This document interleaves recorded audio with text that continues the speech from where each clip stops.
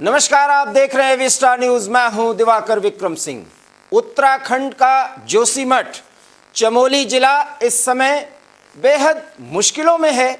आशंकाओं से घिरे हुए हैं वहां के लोग, क्योंकि वहां पर पहाड़ दरक रहे हैं, जमीन का धंसाव हो रहा है और जोशीमठ जो बद्री केदार धाम का प्रवेश द्वार कहा जाता है, वहां पर मुश्किलें हजारों लोगों के सामने हैं। कई घरों में आए दरारें और वहां के भू धसाव की स्थिति, उससे अब उत्तराखंड सरकार और विशेष करके सीएम धामी पूरी तरीके से चौकन्ना हो गए हैं, सजग हो गए हैं। एवी स्टार न्यूज ने इस खबर के पूरे विश्लेषण और तथ्यों को आप तक पहुंचाया था और इसके बाद पूरे देश की मीडिया ने जोशीमठ पर आसन्न खतरे को बाकायदा दिखाने का प्रयास किया। हम चाहते हैं कि हमारी पहल को इस तरीके से आगे बढ़ाया जाए, क्योंकि हमने वायदा किया था कि जोशीमठ के सामने आई समस्या को हम तब तक उठाते रहेंगे जब तक इस पर सरकार न जग जाए और एक प्रभावी कदम उठाए, क्योंकि ये सिस्मिक जोन में है, भूकंप प्रभावित क्षेत्र में है और ऐसे में अगर पहाड़ वहां पर दरक रहे हैं या जमीन धंस रही है तो मुश्किलें हजारों लोगों के सामने आएंगी, जिनके घरों में इस समय दरारें आई हुई हैं। आप तस्वीरों के माध्यम से भी अभी हम आपको दिखाएंगे, लेकिन इस वक्त की सबसे बड़ी खबर, सीएम धामी ने जोशीमठ के प्रभावित क्षेत्र का दौरा किया है। वो लोगों से मिले हैं और मिलने के बाद उन्होंने सबको ये भरोसा दिलाया है कि सरकार पुनर्वास के लिए पूरी तरीके से सजग है और सरकार की नज़र सभी तरह से उत्पन्न स्थितियों और हालातों पर है।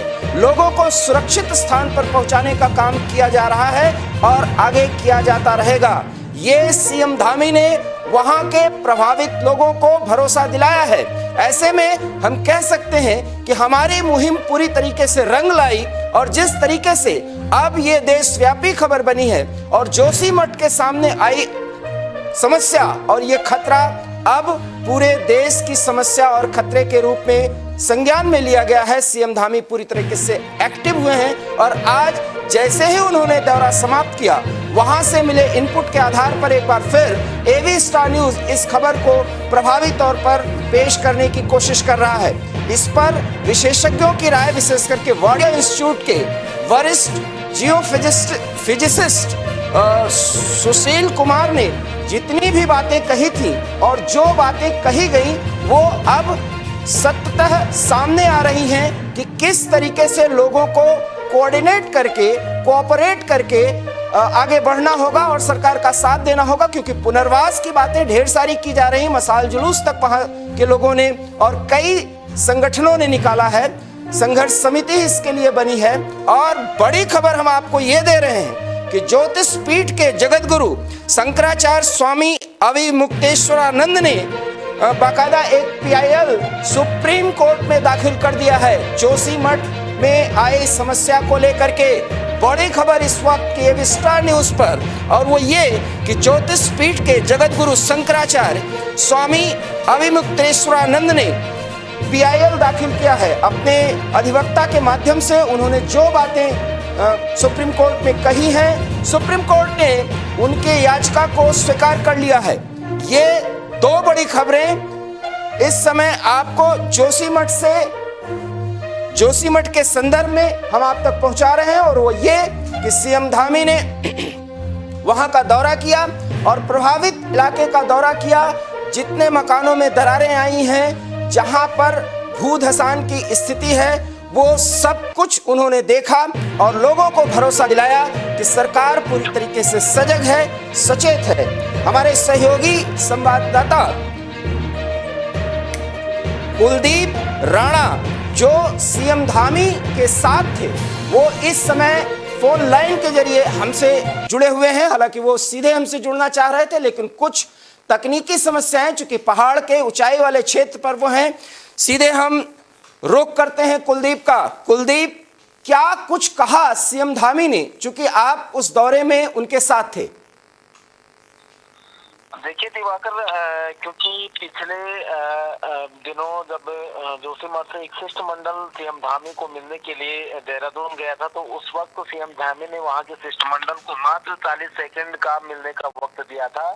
और उस बात का जिक्र पिछले दिनों लगातार 3-4 दिनों से मीडिया के सामने ये बात आ रही थी, सीएम धामी की लगातार आलोचना हो रही थी, और आखिर तो अंततः उनको जोशीमठ क्षेत्र का आज दौरा करना पड़ा। और आज जोशीमठ क्षेत्र में वो आए हैं, और वो लगातार न केवल उन्होंने केवल एक जगह पे आकर अपना संबोधन नहीं दिया है, बल्कि जो प्रभावित परिवार है, जो जोशीमठ के सबसे ज्यादा प्रभावित है गांधीनगर वार्ड में, वहाँ वो गए हैं, जहाँ लोग रातों को राहत शिविरों में रह रहे हैं, उन क्षेत्रों का उन्होंने दौरा किया है। और कहीं न कहीं इस सीएम के इस दौरे से जो वहाँ के प्रभावित परिवार हैं, उनको एक हिम्मत मिलती है आत्म जो, क्योंकि पिछले लगातार वो ऐसा उनको महसूस हो रहा था कि उनको उनकी सुनने वाला कोई नहीं है, क्योंकि लगातार सरकारें उन पे ध्यान नहीं दे रही थी और उनके मकान जमींदोज हो रहे थे। कई भवनों में मोटी मोटी दरारें आ रही है। हालांकि अब भी स्थिति है कि प्रशासन द्वारा केवल 26 परिवारों को राहत शिविरों में शिफ्ट किया गया है, जबकि 600 से ज्यादा ऐसे परिवार हैं जो पूरी तरह से प्रभावित हो गए हैं। और कहीं ऐसे परिवार हैं जो बिल्कुल मौत की साई के नीचे जान जोखिम में डालकर उन्हीं जर्जर भवनों में रात काटने के लिए विवश है। लेकिन आज सीएम धामी आए हैं, तो कहीं न कहीं उनको भी एक हिम्मत मिली है, और एक कहीं न कहीं जो भविष्य, सुरक्षित भविष्य की जो कल्पना कर रहे हैं, क्योंकि वर्तमान में चिंताएं हैं, लेकिन भविष्य को लेकर भी वो खासे चिंतित थे। तो आज मुख्यमंत्री ने उनके पुनर्वास और विस्थापन को लेकर कहा है कि जल्द इस पे फैसला लिया जाएगा। हालांकि प्रभावी तौर पर उन्होंने ये कहा है कि 6 महीने का किराया सरकार निःशुल्क यहाँ के आपदा प्रभावितों को देगी, सरकार वहन करेगी। वो अगर वहाँ के लोग अन्यत्र किराए के मकानों पे जाते हैं, तो सरकार उनका खर्चा वहन करेगी। हालांकि कि अभी प्रमाणिक जो सीएम ने केवल अपने बयान में ये प्रेस कॉन्फ्रेंस के जरिए ये कहा है, इसका कोई शासनादेश अभी जारी नहीं हुआ है। ये आज दूसरी तरफ जो जोशीमठ बचाओ संघर्ष समिति है, उन्होंने जो उनकी प्रमुख मांगे थी, एक तो उनकी ये मांग थी कि जो जोशीमठ में जो आजकल जो विनाश हो रहा है, उसकी जो मुख्य वजह है विष्णुघाट जल विद्युत परियोजना की एनटीपीसी कंपनी जो है, उसके नीचे जोशीमठ के नीचे टनल का निर्माण कर रही है, उसकी वजह से वो पूरा जोशीमठ शहर तबाही के कगार पे खड़ा हो रखा है। उस कंपनी पे तत्काल रोक लगना चाहिए, ये पहली उनकी मांग उन्होंने सीएम के सामने रखी। और उसके बाद दूसरी मांग उन्होंने ये कहा कि जो उसके जोशीमठ शहर के नीचे ऑल वेदर निर्माण का कार्य चल रहा है, उस पर भी तत्काल रूप से रोक लगनी चाहिए। तीसरी उन्होंने ये कहा कि पूरे जोशीमठ क्षेत्र में एक हाई प्रोफाइल एक ऐसी कमेटी, सर्वे कमेटी बनाई जानी चाहिए, जो वहाँ के स्थानीय लोगों को साथ में लेकर, जो वहाँ के बुद्धिजीवी लोग हैं, जो जोशीमठ बचाओ संघर्ष समिति के लोग हैं, उनको साथ में रखकर एक ऐसी कमेटी बनाई जानी चाहिए जो जोशीमठ के विनाश की वास्तविकता पर पता करे और उसके सुरक्षित भविष्य को लेकर सरकार को रिपोर्ट सौंपे कि आखिर जोशीमठ को सुरक्षित कैसे किया जा सकता है। चौथी जो उनकी मांग थी, चौथी मांग उन्होंने ये की है सरकार से कि जो वहाँ पे जो सबसे ज्यादा प्रभावित, जिनके घर वहाँ पे रहने लायक नहीं रह गए हैं, अब जो परिवारों के पास उनकी आजीविका खत्म हो गई है, उन सभी परिवारों के विस्थापन,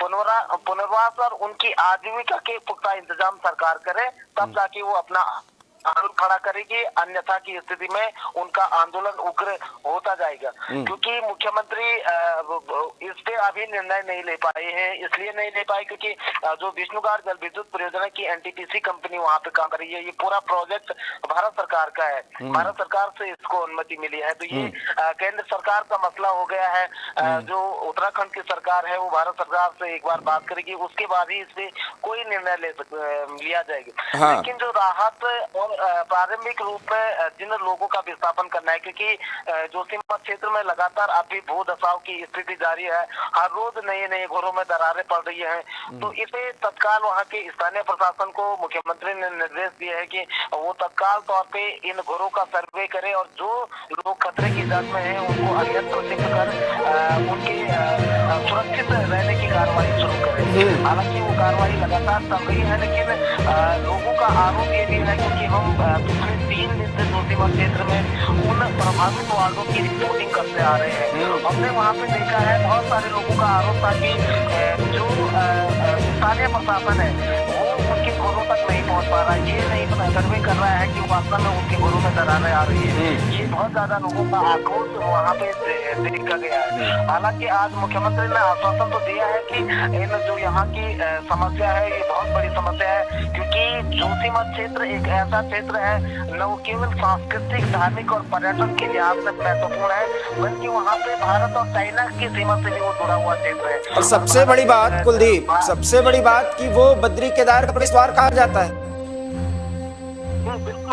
बिल्कुल निश्चित है, जहाँ पे बद्रीनाथ जाने वाले जो यात्री होते हैं यहीं से होके गुजरते हैं। और क्योंकि पिछले दिनों प्रधानमंत्री नरेंद्र मोदी जब माणा क्षेत्र में आए थे तो उन्होंने इस बात का जिक्र किया था कि माणा भारत का अंतिम गाँव नहीं है बल्कि भारत का पहला गाँव ही है। क्योंकि यहाँ पे जोशीमठ जो नगर पालिका है वो भारत की पहली नगर पालिका है, क्योंकि उसके बाद से महागांव आता है, तो इस लिहाज से भी वो महत्वपूर्ण है। वहाँ पे भारतीय सेना की कैंप वहाँ पे है, ITBP का कैंप वहाँ पे है। भारतीय सेना के लिए जो चीन सीमा जुड़ी हुई है, वहाँ की जो तमाम रसद सामग्री और अन्य गतिविधियाँ भारतीय सेना की होंगी तो जोशीमठ से ही संचालित होती है।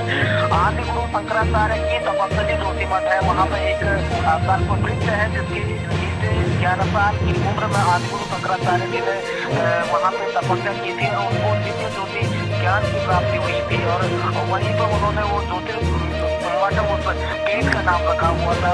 जो भारत बिल्कुल कुलदीप, भारत का पहला पीठ है। जी कुलदीप, सवाल कुछ बहुत महत्वपूर्ण है और चूंकि आपने विस्तार से बताया, आप ग्राउंड जीरो पे इस समय उपस्थित हैं और पिछले 3 दिनों से सघन रिपोर्टिंग कर रहे हैं। मैं आपसे एक जानकारी लेना चाहता हूं कि जिन परिवारों को शिफ्ट किया जा रहा है वो क्या कोई जो एक पुनर्वास केंद्र बनाया जा रहा है वहां पे किया जा रहा है, या शिफ्ट जो किया जा रहा है वो स्थायी रूप से वहां से हटाया जा रहा है? क्योंकि सिस्मिक जोन में होने के साथ साथ जिस जोन में हैं ये लोग, उसके साथ साथ कभी भी ये घर गिर सकते हैं, खंडहर में तब्दील हो सकते हैं, ये आशंकाएं हैं। आपने कहा कि जोशीमठ बचाओ संघर्ष समिति पूरी तरह से एक्टिवेट है, 4-5 उनके मांगों का जिक्र किया, ठीक है, उनकी बात है, लेकिन इसमें विशेषज्ञों की भी टीम बना दी गई है। हालांकि आप इस बात से इनकार कर रहे हैं कि अभी कोई टीम के एक्टिवेशन या उसके रिपोर्ट की कोई बात सामने नहीं आई है, क्योंकि आप ग्राउंड जीरो पर हैं।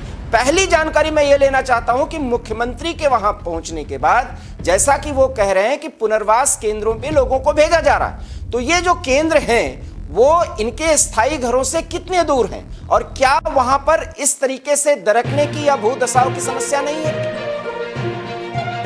देखिए, अभी क्योंकि जोशीमठ के 2 ऐसे क्षेत्र हैं जहाँ सबसे ज्यादा लोग जो भूस्खलन और भूदशाओं की स्थिति पैदा होती है।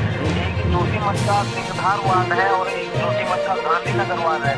इसके अलावा जो जेपी कंपनी की कॉलोनी है वहाँ भी काफी पानी की फौरें जलधाराएं अंदर से फूट रही है जमीन के अंदर से। तो वहाँ पे जेपी कंपनी ने अपनी कॉलोनी के जो उनके स्टाफ के लोग थे, करीबन 1000 से ज्यादा आबादी थी, उनको कंपनी ने सुरक्षित जगहों पर पहुंचा दिया है। लेकिन जो ऊपरी क्षेत्रों में जोशीमठ के निवासी हैं उनको प्रशासन अभी केवल इस आशंका के साथ हटा रहा है कि कल के दिन अगर कोई मकान ढहता है और उसके नीचे कोई दबता है तो ये बहुत बड़ा उसके बाद मामला बन जाता है। और इस केवल लोगों की जान की सुरक्षा को लेकर सरकारी इंटर कॉलेजों में, नगर पालिका के भवनों में अभी उनको शिफ्ट किया जा रहा है। अच्छा। और वो जिन क्षेत्रों में इनको शिफ्ट किया जा रहा है वो थोड़ा सा सुरक्षित है। हालांकि जिस तरीके से जोशीमठ के अलग अलग हिस्सों से अब दरकने की मोटी मोटी दरारें पड़ने की खबर आ रही है, तो उससे ये आशंका भी जताई जा सकती है कि भविष्य में जहां अभी इन लोगों को शिफ्ट किया जा रहा है ये दरारें वहां भी आनी शुरू हो जाएगी, क्योंकि धीरे धीरे सभी जगह ये दरारें आ रही है। खबरें तो ये भी हैं कुलदीप जी कि वहां पर कई मंदिरों में, प्रमुख मंदिरों में, जिसमें कई ऐसे मंदिर है जहां पे जाते हैं श्रद्धालु दर्शन करने, वहां पर मूर्तियों में भी वो दरारें आई हैं, मंदिरों के प्रांगण में या चारदीवारी पर, भवनों में, वहां पर भी दरारें आ गई हैं। और आप तो ये कह ही रही हैं कि हर एक एरिया में जो एक्सटेंशन हो रहा है एक तरह से इस समस्या का। बिल्कुल बिल्कुल, यहाँ पे कल ही एक मंदिर ढह गया है, पूरी तरह से वो ध्वस्त हो गया है, और इसके अलावा एक मंदिर तो पूरी तरह से ढह गया है जिसके प्रति लोगों की, यहाँ के भक्तों की वर्षों पहले से आस्था थी। लेकिन जो आदि गुरु शंकराचार्य का मठ है, तीर्थ है, उस तीर्थ में भी पूरी तरह से वो दरारें आ रखी है, मोटी मोटी दरारें आ रखी है, और जो वहाँ पे शंकराचार्य जी की गति स्थली थी वहाँ दरारें पहुंच चुकी है। तो एक तरह से सनातन धर्म की दुहाई देने वाली सरकारें, जो हिंदुत्व के नाम पर वोट लेने वाली सरकारें हैं, वो लोग आखिर क्यों इतनी देर से जाग रहे हैं, ये भी सबसे बड़ा सवाल है। जैसा कि आपने कहा, और इसी के संदर्भ में एक बड़ी खबर आई है जिसको एक बार हम फिर रिपीट करते हैं। ज्योतिष पीठ के जगत गुरु शंकराचार्य स्वामी अविमुक्तेश्वरानंद सरस्वती ने एक PIL दाखिल कर दिया है। कुलदीप, ये बड़ी खबर है। PIL दाखिल कर दिया गया है, और चूंकि शंकराचार्य का वो स्थल जो उनकी तपस्थली थी वो पूरी तरीके से प्रभावित हुई है और वहां पर भी दरारें आई हैं, तो क्या अब शंकराचार्य के सुप्रीम कोर्ट की ओर रुख करने के बाद और उसके बाद मुख्यमंत्री के एक्टिवेट होने के बाद वहां से लोगों को शिफ्ट किया जा रहा है, जो कि आप ग्राउंड जीरो पर हर स्थिति को, परिस्थिति को देख रहे हैं, समझ रहे हैं, भांप रहे हैं, और उसका बाकायदा वस्तु स्थिति के बारे में जानकारी दे रहे हैं कि वहां का स्थानीय प्रशासन कितना सक्रिय रहा। सवाल बहुत बड़ा है कि ये दुहाई हिंदुत्व की देने वाली वो सरकार जिस पर PMO भी पूरी तरीके से एक्टिवेट बताया गया, जब हमने पहली बार इस खबर को AV स्टार न्यूज पर उठाया कि PMO ने भी पूरी तरीके से संज्ञान में ले लिया है। सवाल यह है कि किसी अस्थायी समाधान की दरकार नहीं है अब कुलदीप, क्योंकि यह समस्या बड़ी हो चुकी है। स्थायी समाधान के लिए क्या कोई संकेत मुख्यमंत्री ने दिया है? निश्चित तौर पे, क्योंकि ये सवाल इसलिए भी बहुत बड़ा है कि ये केवल 1-2 दिन का सवाल नहीं है। पिछले केवल 3-4 दिन से जब खबरें आ रही हैं तो तब से ये दरारें आने शुरू नहीं हुई, बल्कि ये दरारें पिछले लंबे समय से आ रही हैं। 2008-2009 में जब इस क्षेत्र में हमने यहाँ की जो संघर्ष समिति है उससे जब हमें जानकारी मिली तो 2009 में भी 14 मकानों में इस क्षेत्र में दरारें आई थी। उस वक्त तो ये संघर्ष समिति गठित हो गई थी और उस समय इन लोगों ने एक विशाल जन आंदोलन खड़ा किया था। और उस वक्त जो विष्णुघाट परियोजना की जेटी कंपनी, जो NTPC कंपनी है, इनके साथ एक समझौता संघर्ष समिति का हुआ था। और उस समय एक सरकार से ये मांग की गई थी कि जो ये टनल है इस पे पूरी तरह से रोक लगाई जाए। और दूसरा ये हुआ था कि इस क्षेत्र में जितने भी निर्माण कार्य हो रहे हैं, जितनी भी कंपनियां इस क्षेत्र में काम कर रही है, वो स्थानीय लोगों का बीमा करे। लेकिन राजनीतिक लोगों ने जो संघर्ष समिति है उसमें फूट डलवा दी थी, और उस फूट का नतीजा ये रहा कि संघर्ष, वो आंदोलन उस समय बिखर गया था। और उसके बाद स्थिति 10 की 10 हो गई थी, और फिर ये कंपनियां पहाड़ों को खोखला करने में जुट गई थी। और आज फिर 2021 में भी वही कंडीशन हुई। तो मुख्यमंत्री का जो गांधीनगर आज जो सबसे ज्यादा प्रभावित है, उसमें भी गांधीनगर में पिछले साल 2021 में वहाँ व्यापक पैमाने पर लोगों के घरों में दरारें आई थी। तब वहाँ के लोग जिला मिलाकर स्थानीय प्रशासन के पास गए, उन्होंने विधायकों के माध्यम से मुख्यमंत्री को ज्ञापन भेजा, लेकिन कहीं भी उनकी सुनवाई नहीं हुई। वहाँ पे बाकायदा हमने देखा कि वो लोग हमें बता रहे थे कि जब वो उप जिलाधिकारी जोशीमठ के पास जाते थे तो उल्टा उनको फटकार मारकर वो वापस भेज देते थे कि आपने अनियंत्रित तरीके से मकानों का निर्माण कर रखा है, इस वजह से आपकी मकानों में दरारें आ रही हैं। कुलदीप, मैं यहाँ आपको रोकना चाहूंगा। आपने जब ये कहा कि अपने हिसाब से वहां के स्थानीय लोग मकान बना रहे हैं, अगर आपको याद हो तो आप उस समय लाइव जुड़े हुए थे, जैसा कि वाडिया इंस्टीट्यूट के वरिष्ठ विशेषज्ञ थे जियोफिजिसिस्ट सुशील कुमार, उन्होंने ये कहा था, जैसे कि बार बार आप कह रहे हैं कि NTPC की एक परियोजना चल रही है उसके कारण, उन्होंने कहा कि इस तरह की कोई समस्या नहीं है, बल्कि लोगों को कोऑपरेट करके चलना होगा। कहीं ना कहीं स्थानीय लोग भी अपने हिसाब से मकानों का निर्माण करते देखे जा रहे हैं। आप ऐसा नहीं कह सकते कि सब कुछ दोष जो है वो इन्हीं परियोजनाओं, या अब कहा नहीं जा सकता कि अधिकारियों का ही है। ये इस बात से इनकार नहीं किया जा सकता। लेकिन अगर लोग अपने हिसाब से मकानों का निर्माण कर रहे हैं तो उसके लिए भी तो स्थानीय प्रशासन नगर निकाय जिम्मेदार है, क्योंकि भवनों का नक्शा तो स्थानीय नगर पालिका और प्रशासन ही इसके लिए वो इसके लिए तो प्राधिकरण अलग से तैयार कर रखा है कि किस तरह से भवनों का ढांचा वहाँ पे होना चाहिए, किस तरह की उसके डिजाइन होना चाहिए, ये सब सरकार तय करती है, स्थानीय प्रशासन तय करता है। बाकायदा उसके लिए एक अलग सी बॉडी तैयार कर रखी है कि बिना नक्शा पास के कोई मकान नहीं बना सकता है। अगर कोई कहीं पे बनाता है तो उसकी रोक लगाई दी जाती है। आखिर क्यों प्रशासन ने जब वहाँ पे बहुमंजिला भवनों का निर्माण हो रहा था तो क्यों रोक नहीं लगाई? ये अपना आप में उनकी लापरवाही को दर्शाता है। कहीं ना कहीं ये पैसे और जो कमीशन का बिल्कुल मिलकर पैसे खा लिए हैं। इस तरह जो लापरवाहियां हैं वो कहीं ना कहीं सरकारी स्तर पे हुई है, क्योंकि इसकी निगरानी रखना भी तो सरकार का दायित्व है, सरकार का काम है। उनके लिए बॉडी बनाई गई है, अधिकारी नियुक्त किए गए हैं, तमाम स्टाफ उनको नियुक्त किया गया है और भारी भरकम तनख्वाह उनको दी जा रही है। क्यों उन्होंने अपनी जिम्मेदारी का निर्वहन नहीं किया? ये भी अपना आप में बड़ा सवाल। अगर वहाँ पे 5-5, 6-6 मंजिला मकान बन रही है, बड़े बड़े होटल बन रहे हैं उस संवेदनशील क्षेत्र में, तो आखिर उनको इसकी अनुमति कौन दे रहा है? और जो तो तस्वीरें हम पिछले दिनों लगातार देख रहे थे सोशल मीडिया में वायरल हो रही कि 2 बहुमंजिला होटल आपस में वो चिपक गए हैं। उसके आसपास की पूरी आबादी अब उन बहुमंजिला होटलों से खतरे में है। अब वो दोनों के दोनों होटल एक भाजपा के नेता के हैं और एक कांग्रेस के नेता के हैं।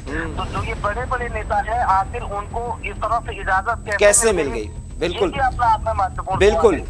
ये बात हुई कि प्रशासनिक हीला हवाली और उसमें कथित भ्रष्टाचार के मामले हैं कि किस तरीके से नक्शा पास किया गया और ये सारी बातों को ये सारे कामों के लिए लोगों को बाकायदा इजाजत दी गई और आज उसका खामियाजा लोगों को भुगतना पड़ रहा है। कुलदीप, बहुत अहम सवाल है कि मुख्यमंत्री ने अब इस पूरे मामले पर संज्ञान लिया। हालांकि अब जैसा आप कह रहे थे कि शुरुआत में उन्होंने बहुत ज्यादा समय नहीं दिया, लेकिन अब चूंकि वो प्रभावित क्षेत्र में पहुंचे, वहां के लोगों से बात की और पूरा भरोसा दिलाया, तो अब तो आपको लग रहा है कि स्थानीय प्रशासन पूरी तरीके से सजग हो जाएगा और एक्टिवेशन मोड में आ जाएगा। बिल्कुल, क्योंकि अब ये एक इतना इंटरनेशनल मुद्दा बन गया, राष्ट्रीय मुद्दा बन गया है। राष्ट्रीय स्तर पे आज जोशीमठ की खबरें जा रही है, तो निश्चित तौर पे अब स्थानीय प्रशासन वहाँ पे सक्रिय है। लेकिन एक बड़ी बात यह है कि जब 2 दिनों तक वहाँ पे लगातार मसाल जुलूस का आंदोलन चल रहा था, लोगों ने चक्का जाम करके राष्ट्रीय राजमार्ग को दिन भर बाधित किया, तब भी वहाँ पे जिलाधिकारी तक मौके पे नहीं पहुंचा। एक आधने से अधिकारी को वहाँ पे भेज दिया गया और उसके बाद जब पूरे देश में ये बहुत बड़ा मुद्दा बना, बहुत बड़ी खबर बनी, एबी स्टार न्यूज ने प्रमुखता से इस खबर को दिखाया। तो उसके बाद अब जाके वहाँ पे कल वहाँ पे गढ़वाल के जो आपदा सचिव थे वो वहाँ पे सिन्हा जी वो वहाँ पे आए थे। उन्होंने प्रत्येक घर घर जाके इस बात को देखा कि वाकई में कितना उसका पूरा सर्वे किया गया उनके माध्यम से। उसके अलावा गढ़वाल कमिश्नर ने कल उस पूरे क्षेत्र का दौरा किया, उन्होंने प्रत्येक वार्ड में जाकर देखा कि किस तरह की स्थिति है। लेकिन अब आज मुख्यमंत्री अगर आए हैं तो कहीं ना कहीं इसका फर्क अधिकारियों पर भी पड़ेगा। निश्चित रूप से जो आपदा प्रभावित है उनको भी एक नई एनर्जी मिलेगी, क्योंकि एक शक्ति मिलेगी उनको, जो हताशा और निराशा के गर्त में वो पिछले दिनों थे कि कोई उनकी सुनवाई नहीं कर रहा, कोई सुनने के लिए तैयार नहीं है। अब सोबी का मुखिया अगर वहाँ पे पहुंचा है तो निश्चित तौर पे एक भरोसा, एक विश्वास उनको जगा है कि अब उनकी सुनवाई होने वाली है। हालांकि ये सब बहुत के घर में है और पिछली बार जब 2021 में गहरी आपदा आई थी तो उस वक्त जब तक मीडिया के कैमरे उस क्षेत्र में थे तब तक वहाँ पे अधिकारियों के दौरे भी हो रहे थे, मुख्यमंत्री भी जा रहे थे। लेकिन जैसे ही मीडिया के कैमरे वहाँ से हटे तो फिर उस तरफ लोगों ने पलट के नहीं देखा, जिम्मेदार अधिकारी और शासन प्रशासन ने पलट के नहीं देखा। आज भी वो लोग विस्थापन और पुनर्वास की बात जो रहे हैं। हालांकि इस तरह की स्थिति आज मैं यहाँ भी देख पा रहा हूँ। जोशीमठ क्षेत्र में तमाम राष्ट्रीय चैनलों के नोएडा से लोग यहाँ पहुंचे हुए हैं, उत्तराखंड की तमाम स्थानीय मीडिया यहाँ पहुंची हुई है। बिल्कुल, लेकिन जब तक मीडिया के कैमरे यहाँ हैं तब तक तो कुछ भरोसा है। लेकिन जैसे ही मीडिया के कैमरे अगर हट जाते हैं तो निश्चित तौर पर वो पुरानी जैसी इन सरकारों की रीति नीति रही है उसकी पुनरावृत्ति होने वाली है। ये भविष्य के संकेत है। बिल्कुल कुलदीप, चूंकि आपको इसका श्रेय दिया जाना चाहिए कि सबसे पहले आपने पूरे कवरेज के मामले की पड़ताल की और एवी स्टार न्यूज के माध्यम से आपने सारी बातें पहुंचाई दर्शकों तक। ये आपके एक अथक प्रयास का ये परिणाम है निश्चित रूप से, लेकिन एक सहयोग आपको करना चाहिए, वो जनता का सहयोग होगा, और वो ये है कि संघर्ष समिति के भी कुछ लोगों से बात करने की आप कोशिश करिएगा और कुछ प्रभावितों से भी बात करने की कोशिश करिएगा। एक उनसे सम्मिलित इकट्ठा करके एक स्थान पर और सारी बातों को रखिएगा, क्योंकि प्रशासनिक हीला हवाली और वहां पर किस तरीके से कई मुद्दों पर उपेक्षा का एक भाव रहा है, और इसके बावजूद भी वहां पर मुख्यमंत्री का पहुंचना और उसके बाद उनका निर्देश देना, लोगों को भरोसा दिलाना, निश्चित रूप से अब इस बड़े आपदा जो आसन्न आपदा है, संभावित आपदा की जो स्थिति है, उससे लोगों को छुटकारा मिलेगा।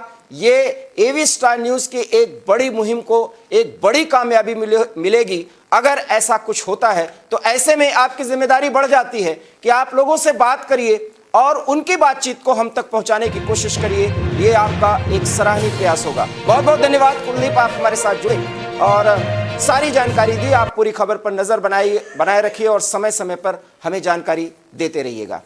तो ये आपने सुना हमारे सहयोगी संवाददाता कुलदीप राणा, जो सीधे जोशीमठ से जुड़े हुए थे।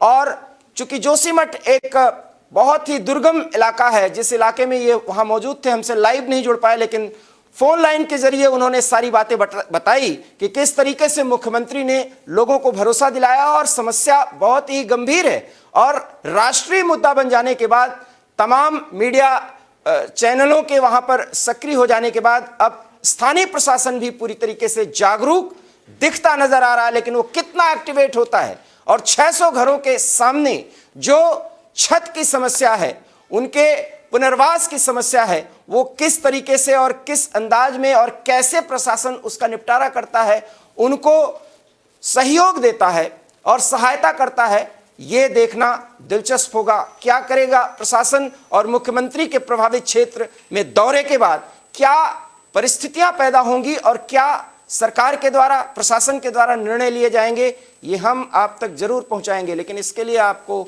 देखते रहना होगा एवी स्टार न्यूज, क्योंकि यहाँ खबरों का सिलसिला कभी नहीं थमता। फिलहाल मुझे दीजिए इजाजत, नमस्कार।